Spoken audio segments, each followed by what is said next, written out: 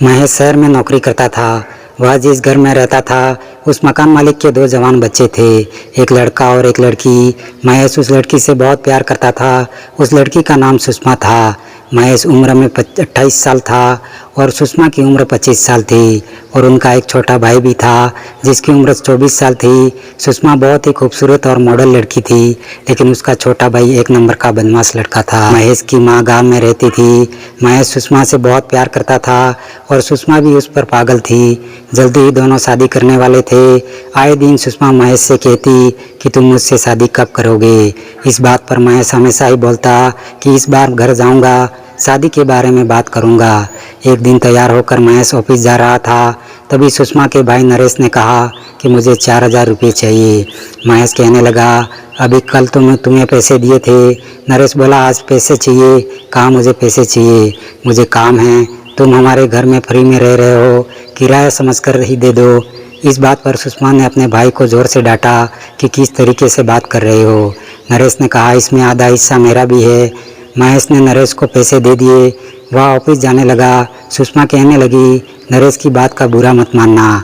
महेश ने कहा, वह मेरा होने वाला साला है और उसका हक है, कोई बात नहीं, मैं जा रहा हूँ। ऑफिस चला गया। महेश ऑफिस से वापस आकर सुषमा के कमरे में गया। आज सुषमा बहुत खूबसूरत सी ड्रेस पहनी थी। उसे देखकर महेश उठकर उसके करीब आया, उसके साथ में रोमांस करने लगा। थोड़ी देर के बाद सुषमा ने खुद से दूर कर लिया और कहा, रुको, शादी के बाद कुछ करना। महेश कहने लगा, जब भी तुम्हारे करीब आता हूँ तुम शादी को बीच में क्यों लाती हो। कहा ना, मैं इस बार घर पर जाऊँगा, माँ से बात करूँगा, बिल्कुल भी भरोसा नहीं है मुझ पर। ऐसे कहकर सुषमा को अपनी बातों में फंसा लिया और उसके साथ में रोमांच करने लगा। रोमांच कर दोनों सो गए। तभी महेश के फ़ोन की घंटी बजती है और महेश मोबाइल लेकर बात करने लग गया। फ़ोन पर कुछ ऐसी बात सुनी महेश जिससे सुनकर कुछ परेशान दिखने लगा। क्या फ़ोन पर महेश बोल रहा था? क्या कल उसके बाद में उसने सुषमा ने कहा, क्या हुआ, तुम इतना परेशान क्यों लग रहे हो? तो उसने बताया कि माँ को हार्ट अटैक आया है, मुझे घर जाना पड़ेगा, अभी जाऊँगा। सुषमा ने कहा, ठीक है जाओ। अभी तबीयत कैसी है? अभिषेक ने कहा, अभी तो ठीक है, लेकिन मुझे अभी निकलना है। अभिषेक तुरंत उठा और जाने लगा। उसे पहले दिल से लगाया और कहा, जल्दी आ जाना, अगर कोई दिक्कत होगी तो मुझे ज़रूर बताना, किसी भी मदद की ज़रूरत होगी तो मुझे फ़ोन करना। महेश ने कहा, ठीक है, तुम भी अपना ध्यान रखना, मैं जा रहा हूँ, जल्दी आऊँगा।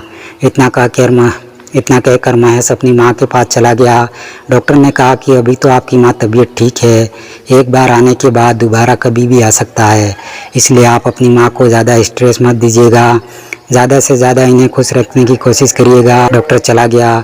उसके बाद माँ बातें करने लगी, बेटा मुझे हार्ट अटैक आया था, कहीं मैं मर जाती तो तुझे आने से पहले। तो महेश कहने लगा, माँ तुम्हें कैसी बातें कर रही हो, तुम्हें कुछ नहीं होगा, मैं हूँ ना। उसकी माँ ने कहा, मेरी एक बात मानेगा? तो महेश ने कहा, माँ बोलो ना, क्या बात है? माँ कहने लगी, तूने देखा ना मैं किस तरीके से बीमार हो गई, बस मेरी एक आखिरी इच्छा है कि तू शादी कर ले।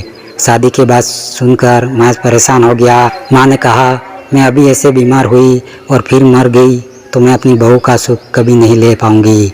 मैं चाहती हूँ कि तुम शादी कर लो ताकि मैं चिंता से मुक्त हो जाऊँ। महेश अपनी माँ की बात टाल नहीं सका। उसने हाँ कर दिया।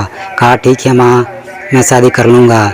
जैसा उसने हाँ बोला उसकी माँ खुश हो गई, कहने लगी, सच में शादी करेगा? मैं फ़ोन लगाती हूँ, एक लड़की है, मैंने उसको पसंद करके रखा है।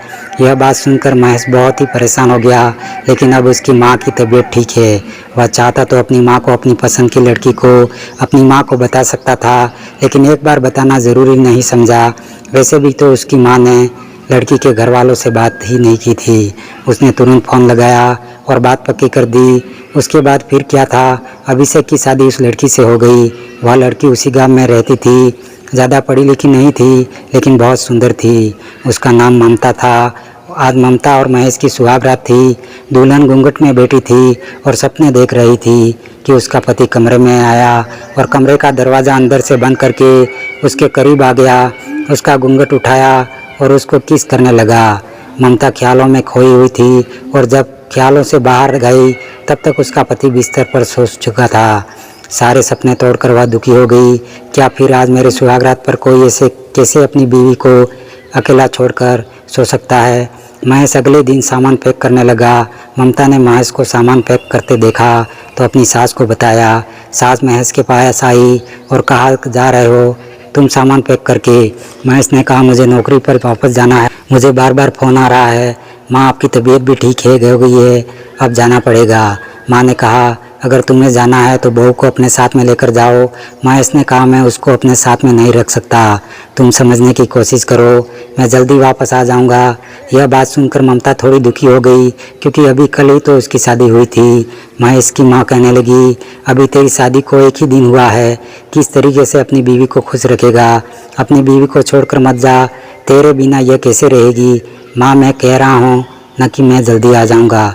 उसके बाद महेश ने अपनी बीवी से कहा, ममता, माँ का तुम अच्छे से ध्यान रखना, माँ को मैं तुम्हारे सहारे छोड़कर जा रहा हूँ। ममता ने कहा, मैं माँ का अच्छे से ध्यान रखूँगी। उसके बाद महेश चला गया वापस शहर में। उधर सुषमा देखकर बहुत खुश हो गई और कहने लगी कि माँ की तबीयत कैसी है? महेश बोला, माँ अभी ठीक है। फिर वह कहने लगी कि हमारी शादी की बात माँ से की। यह बात सुनकर महेश परेशान हो गया और बात को छुपाते हुए बोला, सुषमा, मैं इस बात को नहीं कर पाया क्योंकि माँ की तबीयत बहुत ज़्यादा ख़राब थी, अगली बार से जाऊँगा तो बात करूँगा। अभी भी महेश आया था तो सुषमा ने उससे ज़्यादा कुछ कहना ज़रूरी नहीं समझा। अगले दिन जब महेश ऑफिस जा चला गया तो सुषमा घर में अकेली थी। तभी उसने देखा कि उसके भाई के रूम में कोई लड़की है। जब सुषमा ने देखा तो ज़ोर से अपने भाई को डांटा और कहा, तुम क्या कर रहे हो? अब तुम लड़कियां भी लेकर आने लगे हो। नरेश ने उसे कहा कि तुम मुझसे मत बताओ कि मुझे क्या करना है क्या नहीं, मेरे काम में रोड़ा मत बनो, मैं जो कर रहा हूँ मुझे करने दो, मेरी ज़िंदगी है। सुषमा ने कहा, मेरे घर में ऐसा नहीं चलेगा। लड़की का हाथ पकड़ा और बाहर ले जाने लगी। तभी नरेश बोला, इस घर में आधा हिस्सा मेरा भी है, अगर तुम्हें दिक्कत हो रही है सारी चीज़ों से और सब कुछ अपना ही समझ रही हो तो बंटवारा कर लो, उसके बाद में तुम अपनी ज़िंदगी जियो और मैं अपनी ज़िंदगी जीता हूँ, तुम मुझे बताएगी क्या सही है क्या गलत। सुषमा बोली कि तुम बिना शादी किए लड़की के साथ में कैसे रह सकते हो। तभी उसका भाई कहने लगा, यह सब कुछ मुझे पत सिखाओ और तुम देखो तुम क्या कर रही हो महेश के साथ। अब सुषमा बिल्कुल चुप हो गई, इस बात से दुखी हो गई। उसने कुछ नहीं कहा, वह अपने कमरे में चली गई। जब महेश ऑफिस से वापस आया तो सुषमा कहने लगी, अब तुम अपनी माँ से शादी के बारे में बात करो। आसपास के लोग बातें करने लगे हैं, बात बनाने लगे हैं। अब तो मेरा भाई भी बोलने लगा है कि आखिर कब तक मैं तुम्हारे साथ में ऐसे ही बिना शादी के रहूँगी, तो मुझसे शादी कर लो। फिर से महेश ने जैसे तैसे सुषमा को बात को टाल दिया। अगले दिन जब सब लोग बैठकर खाना खा रहे थे तभी कोई आया। सुषमा ने दरवाज़ा खोला तो महेश की माँ थी और कहने लगी, महेश इसी घर में रहता है, वह मेरा बेटा है। महेश कहने लगा, कहाँ से आ गई माँ, तुम्हें तकलीफ़ करने की क्या ज़रूरत थी? वह कहने लगी, मैंने सोचा कि मेरे बेटे को समय नहीं मिल पाता है तो मैं अपनी बहू को अपने बेटे के पास पहुंचा देती हूँ। बहू का नाम सुनते ही सुषमा चौंक गई। फिर माँ बहू को सामने लाई। उन्हीं को देखते ही महेश के होश उड़ गए। तभी सुषमा का भाई नरेश भी दरवाजे पर आ गया। महेश की माँ कहने लगी, बहू को तेरी याद आ रही थी, मन नहीं लग रहा था इसलिए मैं उसको लेकर यहाँ आ गई और अभी तेरे साथ में रहेगी। महेश के पास बोलने के लिए कुछ नहीं था। सुषमा ने कहा, माँ जी, महेश 1 महीने पहले घर आया था, तब तक तो उसने शादी नहीं की थी, तो ये लड़की कौन है? तभी महेश ने कहा, हाँ, ये मेरी ही पत्नी है। जब मैं घर गया था तो माँ के जिद से मुझे जल्दी में ही शादी करनी पड़ गई और शादी होते ही मैं तुरंत वापस आ गया। उसके बाद सुषमा बहुत ज़्यादा गुस्सा हो गई। शादी कर ली, मैं यहाँ शादी के सपने देख रही हूँ और तुम गाँव जाकर शादी करके आ गए। उसके बाद मेरा तुमसे कोई लेना देना नहीं है। वह बहुत ज़्यादा गुस्सा थी। बाद में अभिषेक उसके कमरे में गया, उससे बात करने की कोशिश करने लगा कि मेरी बात को समझने की कोशिश करो, तुम जैसा सोच रही हो वैसा कुछ नहीं है, मेरे पास कोई रास्ता नहीं था। माँ की तबीयत बहुत ज़्यादा ख़राब थी, माँ शादी की जिद कर रही थी। डॉक्टर ने भी बोला था अगर उनको बिल्कुल भी इस तरह से बहुत ज़्यादा तंग करोगे तो उनका हार्ट अटैक दोबारा भी आ सकता है।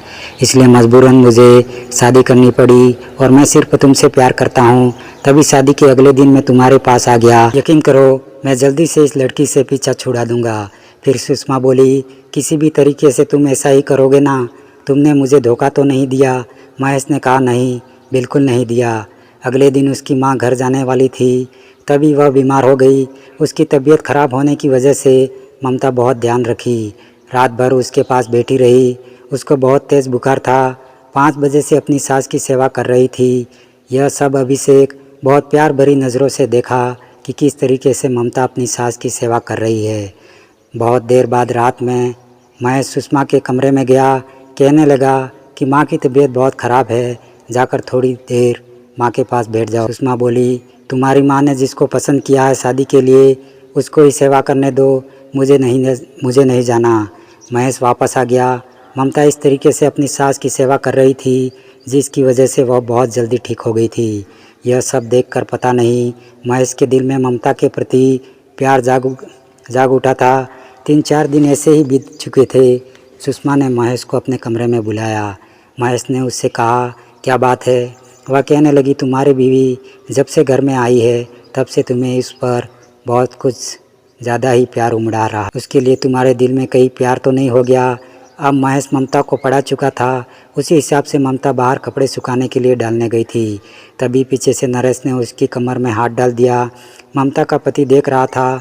वो ज़ोर से चिल्लाई और कहा, छोड़ो, सब देख लिया। उसके बाद महेश ने नरेश को थप्पड़ मारा और कहा, मेरी बीवी से दूर रहना। ममता उसके गले लग गई। अब नरेश को खून खोल रहा था। आज सुषमा ने महेश से फिर बात की, क्या तुम अपनी बीवी को कब छोड़ोगे? तो महेश ने साफ साफ मना कर दिया, मैं तुमसे शादी नहीं करूँगा। इस पर सुषमा का खून खोलने लगा। वह बहुत दारू पीने लगी। नरेश ने भी आज अपनी बहन को इस तरीके से देखा तो वह कहने लगा, क्या बात है आजकल, तुम बिल्कुल सही रास्ते पर आ गई हो मेरी तरह। आखिर क्या हुआ? सुषमा अपने भाई को सारी बात बताई कि किस तरीके से उसको धोखा दिया है। नरेश ने भी कहा कि मैंने उसके बीवी को थोड़ा छुआ तो उसने मुझे थप्पड़ मारा। फिर सुषमा ने कहने लगी, हाँ, मैं किसी भी तरीके से उस ममता को अपने रास्ते से हटाना चाहती हूँ।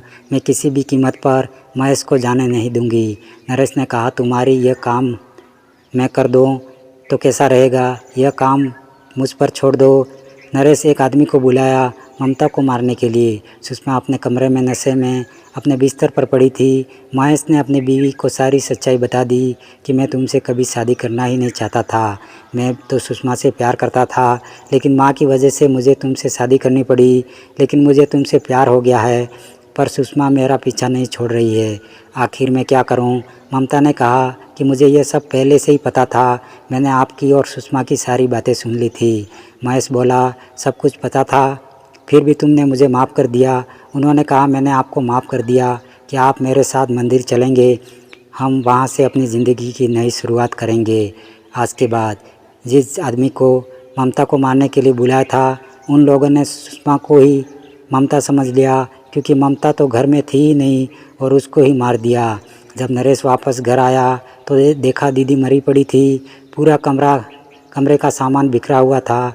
वह रोया, दीदी तुम मर नहीं सकती। थोड़ी देर के बाद महेश और ममता को देखकर नरेश कहने लगा, तुम जिंदा कैसे हो? मेरी दीदी मर रही नहीं है। महेश कहने लगा, तुमने अपनी बहन को मार दिया। महेश ने पुलिस को फ़ोन कर दिया और पुलिस को बताया कि नरेश ने अपनी बहन को मार दिया है। इसमें गलती किसकी थी? अगर कोई किसी से प्यार करता है तो क्या प्यार पाने के लिए किसी भी हद तक चला जाता है, और वह तो महेश से बहुत प्यार करती थी। महेश को अपने घर में जगह दिया, अपने दिल में जगह दिया, लेकिन महेश ने उसके साथ में सही किया या गलत, कमेंट करके ज़रूर बताएं। तो कहानी कैसी लगी? अच्छी लगी हो तो चैनल को सब्सक्राइब करके एक लाइक करें।